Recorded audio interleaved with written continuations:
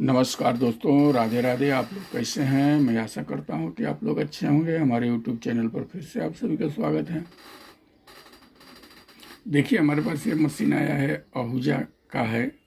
SS 160 वाट का machine है ये। इसमें प्रॉब्लम क्या हो रहा है, देखिए हमने ये बटन को ऑन किया, चालू हुआ, लाइट आया। अब हम आवाज़ खोल रहे हैं। देखिए अभी आँख खोला,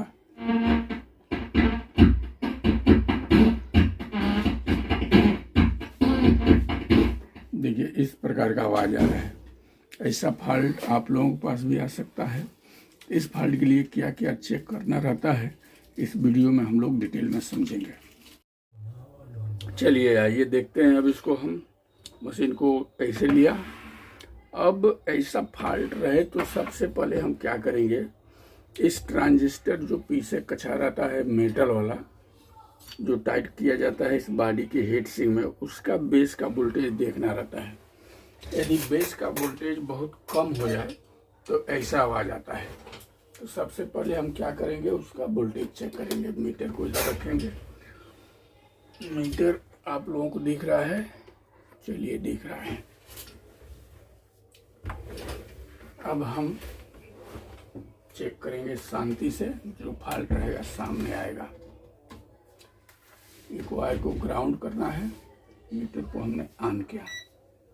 अब देखिए ये हमारा बेस पर हमने रखा 0.50 यानी आधा वोल्ट सप्लाई यहाँ आ रहा है, तो ये ठीक है। ये सप्लाई यहाँ नहीं आता आधा वोल्ट। यदि कम रहता, 20 मिली वोल्ट रहता, 10 मिली वोल्ट रहता, तो ऐसा आवाज़ आता है। लेकिन वो वोल्टेज सही है, तो यहाँ से दिमाग हमको हटा लेना है। कलेक्टर का वोल्टेज देखा जाए तो सही है। अब हम क्या करेंगे, इस बोर्ड को खोलेंगे।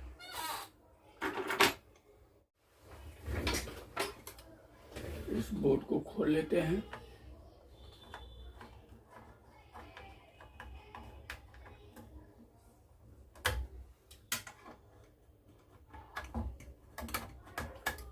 और इस बोर्ड में क्या क्या चेक करना रहता है वो भी आप सभी को मैं बताने जा रहा हूँ कि उस रेशियो से आप चेक करते हुए जाएंगे। जितना मैं जैसे बोल रहा हूँ तो फॉल्ट जहाँ रहेगा वहाँ ऑटोमेटिक मालूम गिरेगा, समय खराब नहीं होगा। चलिए मशीन को हमने फिर दोबारा ऑन किया।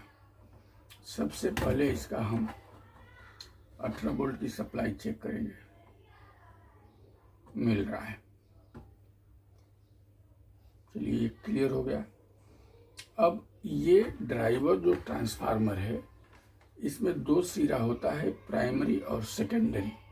तो सेकेंडरी सिरे से क्या होता है, हमारा बेस बाइसिंग के लिए जाता है। यहाँ 1 वोल्ट यदि मिल रहा है तो यहाँ आधा वोल्ट बन जाएगा। और ये होता है सेकेंडरी, इसका भी सप्लाई चेक करना रहता है। देखिए यहाँ 6 वोल्ट है तो यहाँ भी 6 वोल्ट है, ये भी सही है। यदि ये वोल्टेज आपका जो 6 वोल्ट आ रहा है, ये वोल्ट कहीं हमारा ज़्यादा हो जाए, जैसे इतना 17 वोल्ट हो जाए, 18 वोल्ट हो जाए, 17 से 18 ही वोल्ट होगा, उससे कम ही रहेगा, क्योंकि 18 वोल्ट का रेगुलेटर है, यही तो यहाँ सप्लाई भेजता है। तो यहाँ भी ये सप्लाई रेगुलेट होकर के 6 वोल्ट बन रहा है। ये वोल्टेज बढ़ जाता है तभी भी ऐसा आ जाएगा। तो ये वोल्टेज हमको सही मिला, तो ये भी क्लियर हो गया। अब इसमें क्या रहता है, 2 ट्रांजिस्टर ये रहते हैं कि और ये के 18-15 करके। देखिए आप लोगों को साफ साफ दिखता होगा। अब बोर्ड को मैं इधर लेता हूँ फिर दोबारा। अब मशीन को थोड़ा इधर कर लूँ। देखिए अब हमारा ये ट्रांजिस्टर का कलेक्टर है, यहाँ 9 वोल्ट बन रहा है। ये क्या हो गया,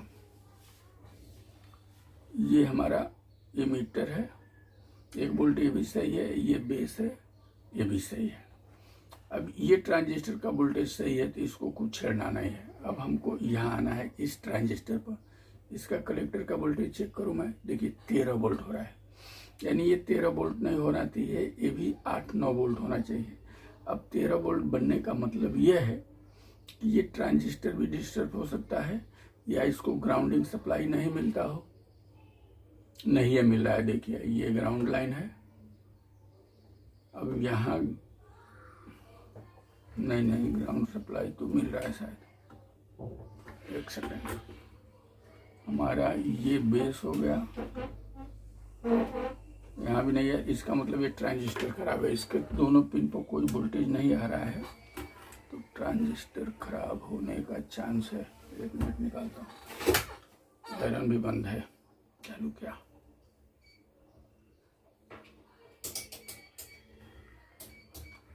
आइए, तब तक आयरन गर्म हो रहा है, तब तक और कंफर्म करते हैं थोड़ा।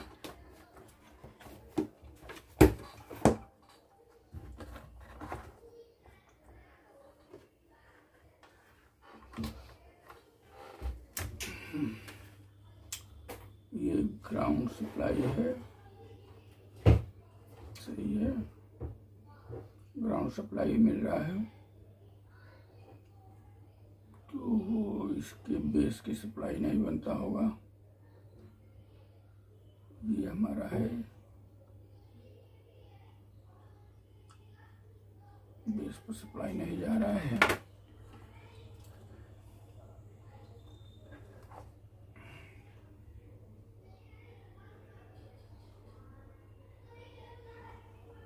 बेस की सप्लाई भी यहाँ से है,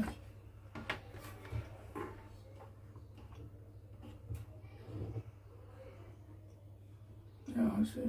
यहाँ 13 वोल्ट है, तो ये रेजिस्टेंस सही है, तो कलेक्टर को मिल रहा है। अब 13, यहाँ भी 1 वोल्ट मिलना चाहिए, तो ये सप्लाई नहीं मिल रहा है। ये रेजिस्टेंस भी डैमेज हो सकता है। बंद करो इसको।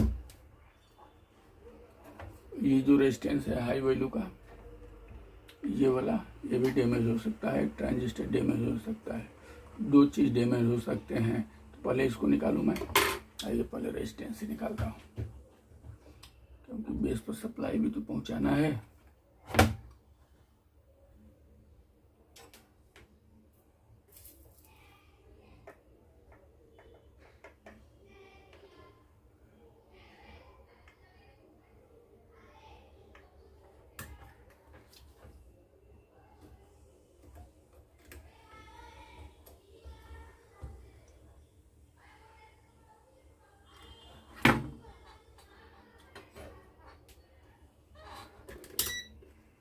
मीटर को रेजिस्टेंस मोड में लिया,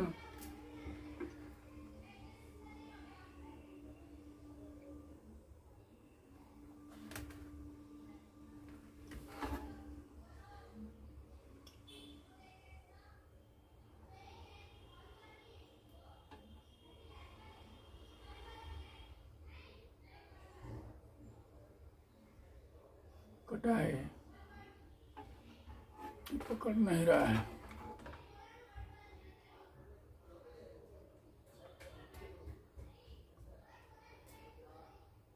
कटा है, रेजिस्टेंस कटा है, इसके लिए दिक्कत आ रहा है। चलिए अभी ट्रांजिस्टर को नहीं निकालेंगे, पहले इसको डालेंगे। इससे हो गया तो ठीक है, नहीं तो ट्रांजिस्टर भी चेक करेंगे।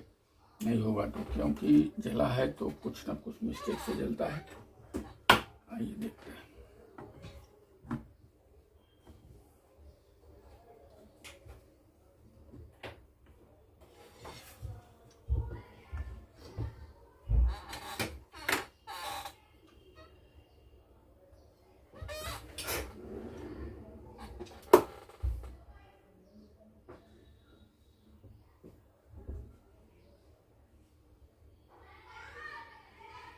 ये रेजिस्टेंस है 390 के का।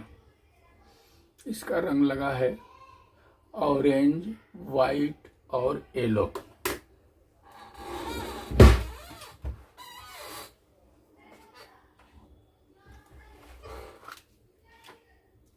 अब हमारे पास 390 का नहीं है, तो मैं 470 के का ट्राई करता हूँ।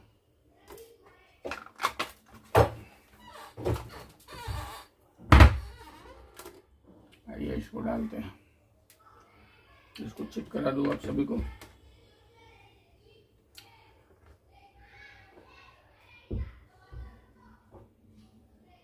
देखिए 375 के बता रहा है, 475 के।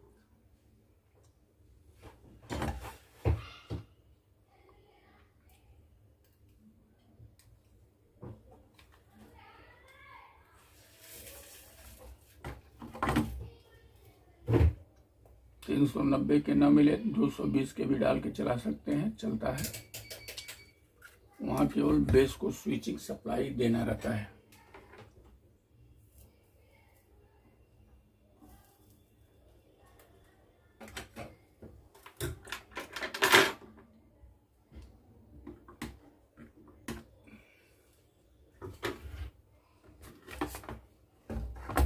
फिर वोल्टेज चेक कर लेते हैं एक बार, सही हो गया कि ड्रॉप कर रहा है, क्या हो रहा है, इसको जांच लेना है।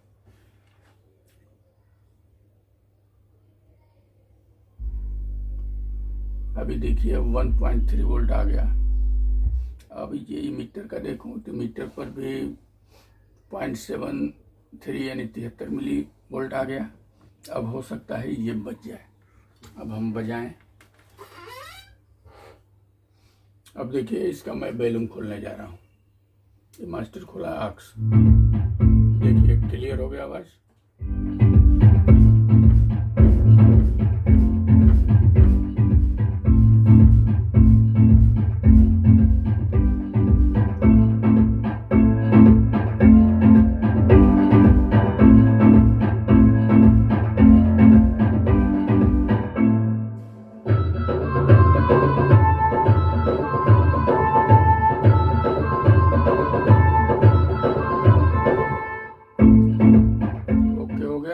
क्या फॉल्ट यहाँ मिला?